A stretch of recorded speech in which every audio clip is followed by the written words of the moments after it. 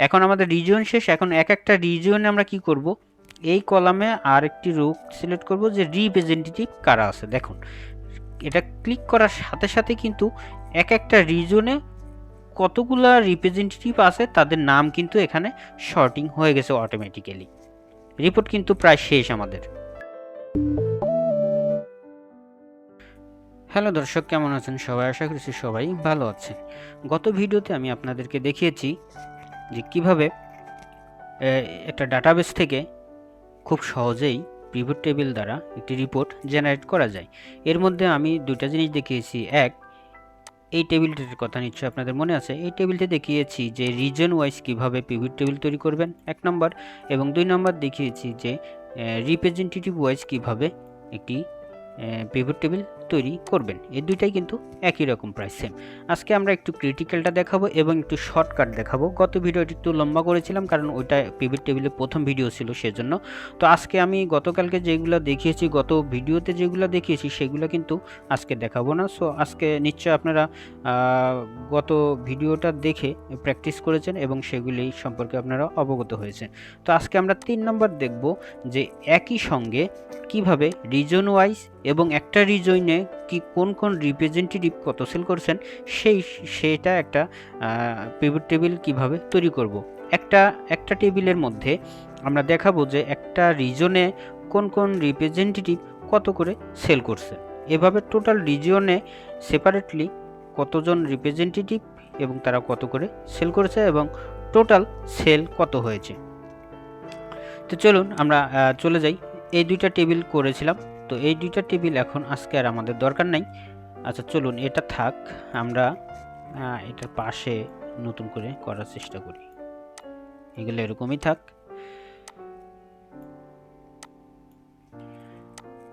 আর এই কাজগুলোর মধ্যে আমি কিন্তু খুঁটিনাটি আরও অনেক কিছু কাজ দেখাবো, যেগুলা আসলে বলার কিছু নেই, আপনারা দেখে নেবেন যে কিভাবে করতে। যেমন একটা ঘর কিভাবে ছোট বড় করে, এটা কিন্তু আমি আপনাদের সামনে এখন করেছি, আপনারা এটা দেখেছেন এবং এভাবে করতে পারবেন। যদি কেউ এগুলা না জেনে থাকেন তাহলে আমি কখন কি কাজটা করতেছি সেটা কিন্তু একটু মনোযোগ সহকারে দেখবেন। তো চলুন আমরা এই রিপোর্টটা দেখে আসি, কিভাবে পিভট টেবিলটা তৈরি করব সেটা দেখি।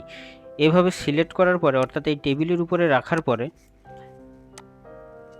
আমি কি করব, ইনসার্টে ক্লিক করব। ইনসার্ট থেকে কি করব, পিভট টেবিলে ক্লিক করব। পিভট টেবিলে ক্লিক করার পরে আমি বলেছি এখানে সবসময় সাইডে যে সংখ্যা থাকবে সেটা 0 করে দিবেন। তাহলে কি হবে, নিচে যতদূর পর্যন্ত আপনি ডাটা এন্ট্রি করতে থাকেন, 1 বছর 2 বছর 5 বছর ধরে যদি শুধু নিচে ডাটা এন্ট্রি করতে থাকেন তাহলে এটা অটোমেটিক্যালি আপডেট হতে থাকবে, সমস্যা নেই। এরপরে কি করব, এক্সিস্টিং শিটে ক্লিক করব, কারণ আমি এক্সিস্টিং শিটে করব। যদি কেউ নিউ শিটে ক্লিক করেন, আচ্ছা আমি নিউ শিট ক্লিক করে দেখি। নিউ শিটে ক্লিক করলে দেখবেন এখানে অটোমেটিক্যালি আরেকটা শিট এরকম ক্রিয়েট হবে।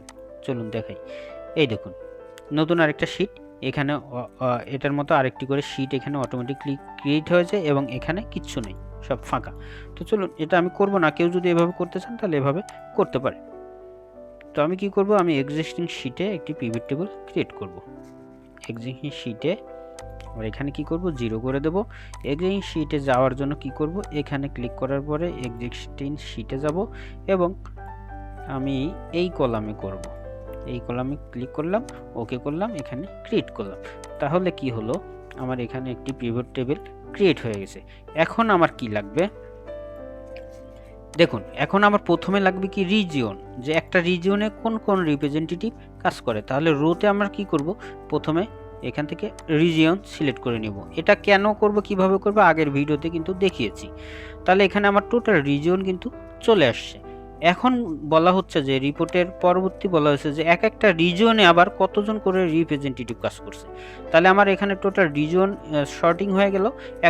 এখন আমাদের বের করতে হবে যে এক একটা রিজনের আন্ডারে আবার অনেকগুলো করে কি আছে, রিপ্রেজেন্টেটিভ আছে। দেখুন ইস্টে এখানে জন আছে, ইস্টে এখানে জনস, ইস্টে এখানে জনস, ইস্টে এখানে হাওয়ার্ড, ইস্টে এখানে প্যারেন্ট। তো সো দেখতেছেন আপনারা এক একটা রিজনে কিন্তু এক একজন অনেকগুলা রিপ্রেজেন্টেটিভ আছে। তো সেটা এখন আমাদের শর্টিং করতে হবে। তাহলে রিজন শেষ। এখন আমরা কি করব, আরেকটি রো নিব, কারণ এটিও রো। আরেকটি রো নিয়ে কি করব, এখন আমরা খুব সহজ কিন্তু, দেখুন প্রথম কঠিন মনে হলেও সমস্যা নেই।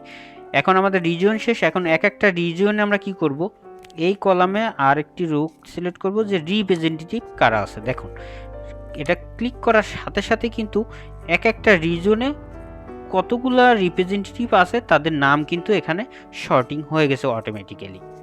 রিপোর্ট কিন্তু প্রায় শেষ আমাদের, প্রায় শেষ বলতে কি রিপোর্ট কিন্তু শেষ, জাস্ট এতটুকুই। দুইটা জিনিস দেখেন, 1 মিনিটও লাগেনি, এটা কিন্তু রিপোর্ট একটা জেনারেট হয়ে গেছে। এখন কি করব, শুধু ভ্যালুর ঘরে আমি কি করব, ভ্যালুটা নিয়ে নিব টোটাল। দেখুন আমার রিপোর্ট কমপ্লিট, ডান। অর্থাৎ এক একটা রিজিয়নে কতগুলা রিপ্রেজেন্টেটিভ আছে এবং প্রত্যেকে কতগুলা করে কত টাকা সেল করছেন টোটাল চলে আসছে, এবং টোটাল সেন্ট্রালে টোটাল কত সেল হয়েছে সেটাও কিন্তু এখানে চলে আসছে। এখন এটা কিভাবে আসছে আমি এটা একটু দেখিয়ে দিই। আচ্ছা, প্রত্যেকটা এগারো দেখুন, ইস্টেও তাই, ইস্টে 3 জন রিপ্রেজেন্টেটিভ ছিল, তারা এত করে সেল করছে, টোটাল এত সেল হয়েছে। রাজশাহীতে 1 জন ছিল, রংপুরে 1 জন ছিল, এবং ওয়েস্টে ছিল 2 জন, এবং তারা এত সেল করছে। তাহলে এক একটা রিজনে সেল করছে কত করে, সেই রিজন ওয়াইজ টোটাল এখানে আছে, এবং ওভারঅল সব মিলিয়ে প্রত্যেকটা রিজন মিলে আমার কত সেল হয়েছে একদম নিচে সেটা চলে আসছে। এটা ফরম্যাট কিন্তু আছে, আপনি যদি না চান, অর্থাৎ এই সেন্ট্রাল ওয়াইজ কত টোটাল সেল হয়েছে এটা যদি আপনি না দেখতে চান, তবে এটাই বেটার। কিন্তু আপনি যদি না দেখতে চান তাহলে কি করবেন, এখানে আসার পরে দেখুন এই যে রিজিয়ন,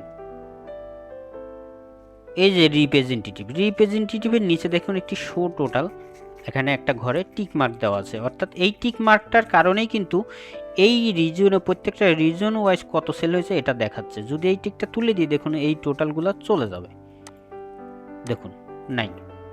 অর্থাৎ সেন্ট্রালে এ কয়জন, এরপরে ঢাকা, এরপরে ইস্টে এই কয়জন, এরপরে রাজশাহী, রংপুরে এ কয়জন, এভাবে দেখাচ্ছে। টোটালটা কিন্তু এখন আর দেখাচ্ছে না, শুধু গ্র্যান্ড টোটাল দেখাচ্ছে। আমরা যদি গ্র্যান্ড টোটালও তুলে দিতে চাই সেক্ষেত্রে গ্র্যান্ড টোটাল তো লাগবেই, তারপরেও যদি কেউ গ্র্যান্ড টোটাল তুলে দিতে চাই তাহলে এই যে এই গ্র্যান্ড টোটালে যদি আমরা ক্লিক করি তাহলে দেখুন গ্র্যান্ড টোটালও চলে গেছে, কোনো টোটাল নাই, শুধু ভ্যালুগুলো আছে। তবে একটা রিপোর্ট তো ওরকম হয় না, এই জন্য রিপোর্টের জন্য আমরা এখানে দিলাম গ্র্যান্ড টোটাল চলে আসছে।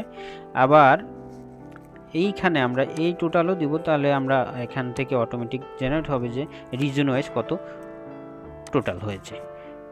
এখন আরেকটা প্রশ্ন দেখুন, এখানে একটা শর্টকাট একটা জিরো দেখাচ্ছে, এই জিনিসটা কিভাবে তুলে দিবেন, কারণ এই দেন আমি কিন্তু এখানে নাই, এটা তুলে দিছি আপনাদেরকে, ওটা গত ভিডিওতে দেখানো হয়নি।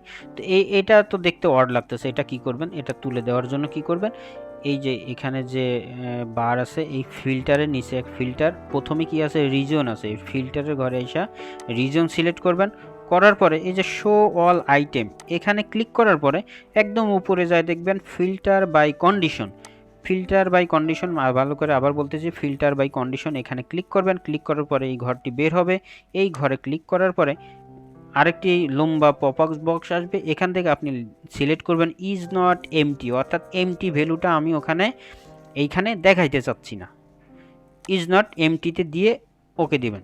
তাহলে কি বললাম আবার দেখাই, প্রথমে ফিল্টারে ক্লিক করছি, ফিল্টারে ক্লিক করে আমি প্রথমে কি আছে আমার রিজন নিয়েছিলাম, তাহলে রিজনে ক্লিক করলাম, এরপরে শো অল আইটেমে ক্লিক করার পরে কন্ডিশন থেকে নান, এখান থেকে ইজ নট এমটি এটাতে ক্লিক করে ওকে করে দিলেই দেখবেন এই যে ওই জিরোটা চলে গেছে, আর নাই।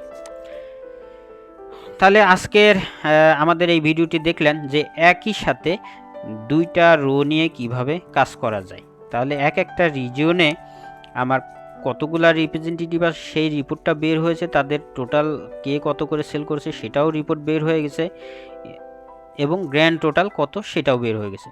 এখন আমাদের রিপোর্ট দেখেন কত সহজ হয়ে গেছে। এখন এখান থেকে আমাদের এটা দেখে আর এত মাথা নষ্ট হওয়ার কিছু নেই, আমরা এখন খুব সহজেই এখান থেকে এখন এখানে যত এন্ট্রি দিবেন আপনি অটোমেটিক্যালি রিপোর্ট কিন্তু এখানে জেনারেট হতে থাকবে। নতুন করে রিপ্রেজেন্টেটিভ আসলে সেটাও এখানে অ্যাড হবে, নতুন কোনো রিজন অ্যাড হলে সেটাও এখানে অটোমেটিক্যালি অ্যাড হয়ে যাবে। তো আমাদের আর রিপোর্ট জেনারেটের জন্য কিছুই করতে হবে না, শুধু ডাটা এন্ট্রি পড়ে গেলেই চলবে। তো আজকে এই ভিডিওতে এতটুকুই, দেখা হবে পরের কোনো ভিডিওতে। ভালো থাকবেন, সুস্থ থাকবেন, আল্লাহ হাফেজ।